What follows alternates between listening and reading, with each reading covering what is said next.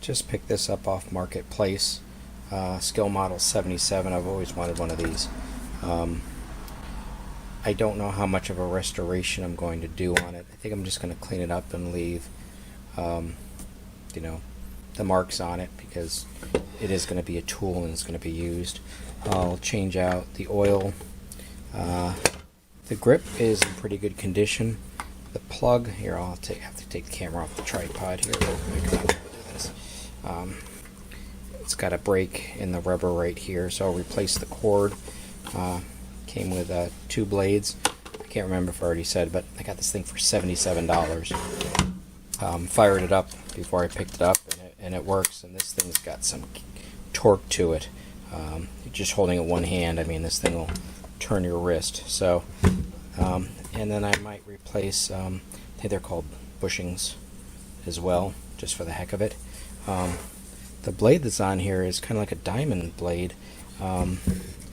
It's probably for tile or concrete or something.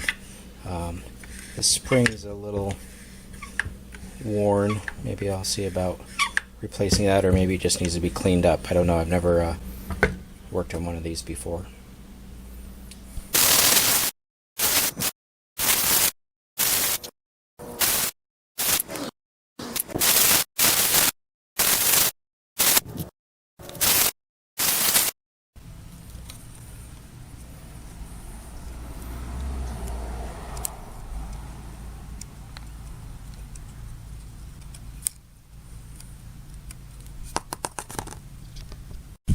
Now, in cleaning this oily sawdust, I don't know if it's a byproduct of the worm drive and it's the oil from inside coming out, or maybe they spilled oil when they filled it up, or maybe I've got a leaky gasket somewhere.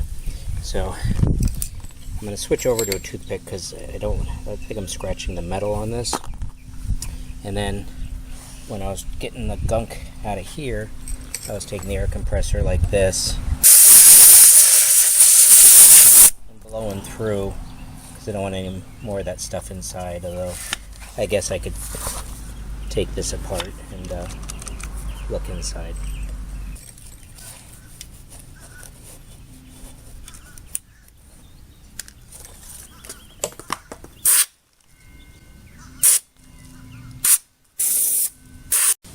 So this blade guard, now it's getting a little better, but still not as strong. I think it's because it's got some gummed up sawdust in there.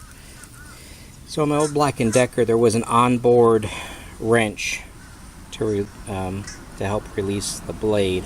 I don't know if that went there, or if that's for like a rip fence guide or not.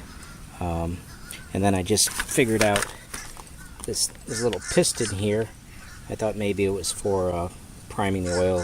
Like I said, I've never used one of these before, but I played around with it and turned the blade, and that's what locks the blade in place when you're trying to loosen up the bolt.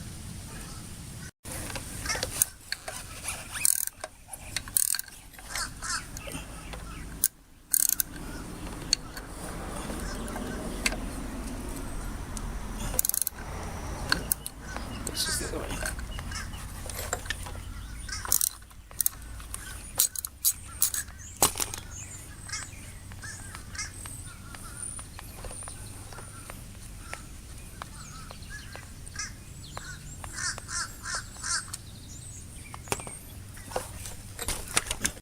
I reinstalled the bolt with this cover just because it was clean in there, and I don't want any of the sawdust getting in there.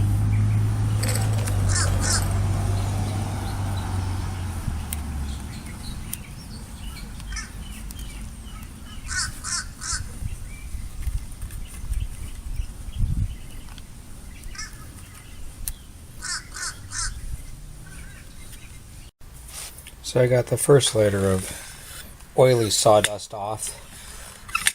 This is still kind of slow. I don't know if it's the spring is old and weak, or if it just needs lubrication underneath here. So I'll take that apart. So I'm just going to take note of what I need to buy. So this rubber gasket here is cracked. And I believe these are called bushings. I'll get 2 new bushings. Buy a new cord for it. The handle is in good shape. I don't see any cracks in it yet. This piece that lowers and raises the blade height, it's kind of loose. I don't see an adjustment behind it other than being able, it's got some sort of funny lock washer here, but in order to lock it in place you have to like pull it up and bend it over this bolt here. So I don't know if that's normal or not, or if I can just undo this and then switch it so it's a little bit in the higher position, or if this is how it's supposed to be. So then I also need to get the oil for it as well, and then do some more cleaning on it. So I already got all my parts in the mail, including a new blade over here. Total with blade so far I have into it, besides the $40 for the saw, all this was $57. Still great deal, and I'm sure this thing will last plenty of years and I'll be able to pass it on to my son. So if anybody wants to know, this is a T30, and so are these. I'm going to start putting on the new cord first.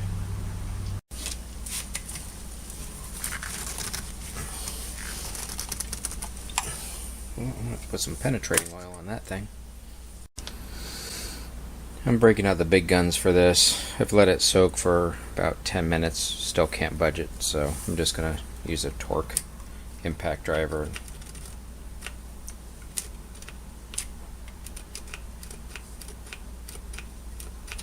Looks like I need to charge up my battery.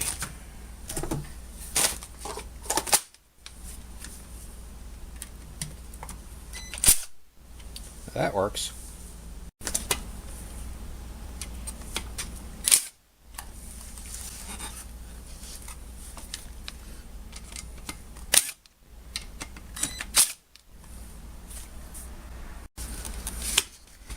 I just lightly put this screw back in this one, so when I flip it over to the side I might just be able to take out these 4 and lift this shell off and keep this in place.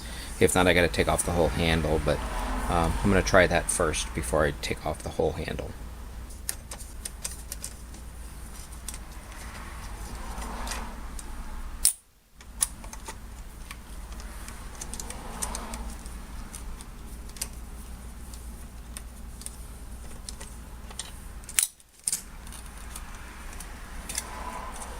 Yeah, so I'll leave the handle in place. I'll blow this out with the duster and attach the new cord.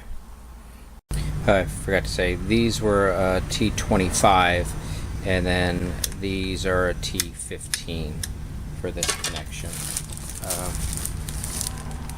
That's the model number of the power cord, and it does have the ends already on it, so I don't have to clip anything on, so it should be a pretty easy connection here.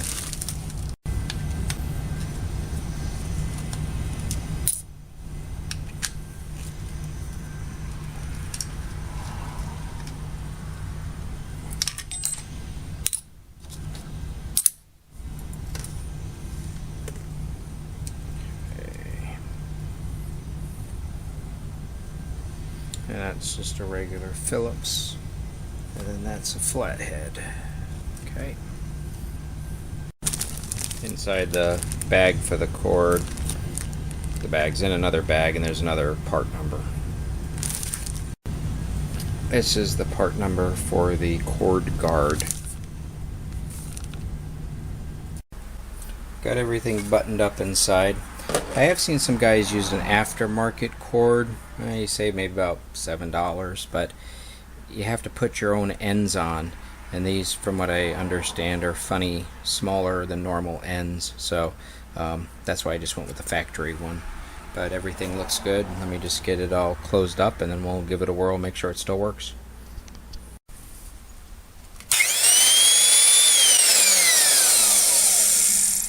Yep, it works still.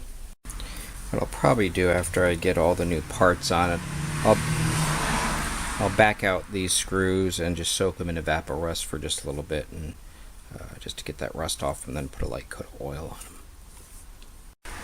This is the spring I was told is supposed to work, as this guard wasn't retracting properly, but my spring just has two ends like this. This one has a flat end, which does have a hook which I could possibly bend. I'm gonna have to do some research before I put this on, because I think there's another spring I need. So this is the bumper. This is kind of dry rotted. That's the part number for that.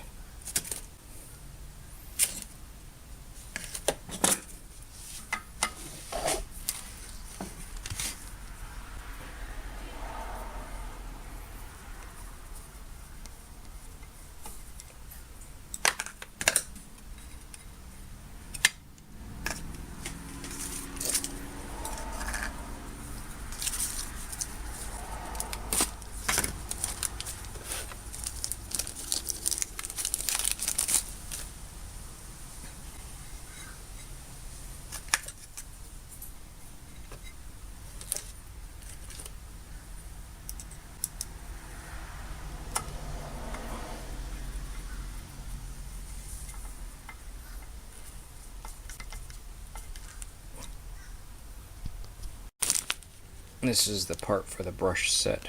I call them bushings, I think, in the first part of the video. But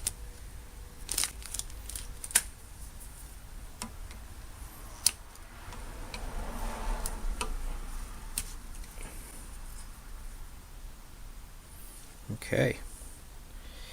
I keep putting the screwdriver in here and it's like chipping away at this plastic. I might need to get new caps or something. I'm going to try a different screwdriver here.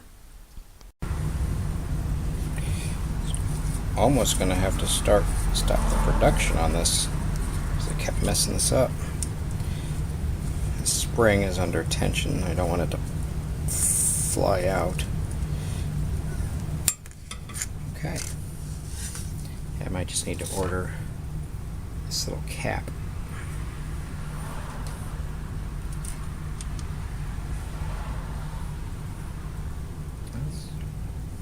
It's well worn.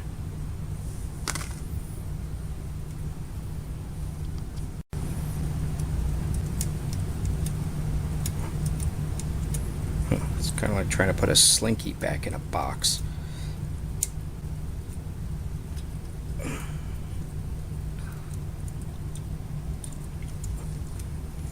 Okay.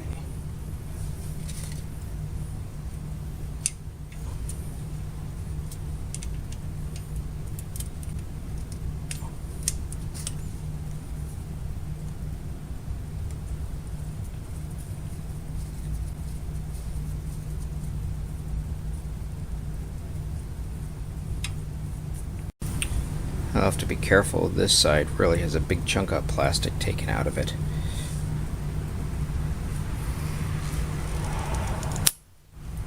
And I just did the other side. Crap. So this side is like way too brittle. I just put a little pressure on it and it popped off. So I'll have to pause my restoration of this because I can't get any teeth in here. So I'll just take a Dremel and get this out and put a new one in, and I'll just order one for the other side as well. So next weekend I've got my caps. So what I'm going to do, I'm going to do some 5-minute epoxy and put it on here and put this bolt here, it's really a screw bolt, I don't know, on here, and I'll let it cure, and then I'm going to slowly try to back this out since I was being very careful, but I guess it's just so old and so brittle. So let's get this taken care of. So it's been about 10 minutes. As I was squeezing out the 5-minute epoxy, there was some air bubble in there, so one of the tubes got more than the other, so I don't think it's set right because I still have a little bit of play. I might let this sit overnight. If not, I'll scrape this off and make sure I get equal portions. So I let it harden overnight. Hopefully it'll work. Like I said, I didn't have a proper mix. If not, I'll have to redo it. And no, I did not. The screw is just backing right out. So let me redo this with okay, let's try it again. So hopefully this won't unscrew from the epoxy. I did put the screw in a vise and just try to mush it down just a little bit. So give this thing a look. Oh, wow. Nice. Hey, it worked.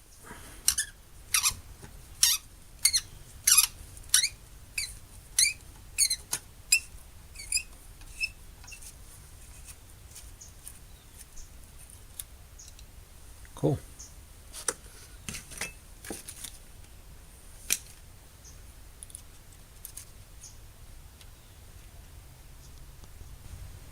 So you can see a difference between the old and the new. The new one, the head kind of protrudes up a little bit and it's a smaller slot, and the new one, it's actually sunken down and it's a lot larger slot to get a screwdriver in.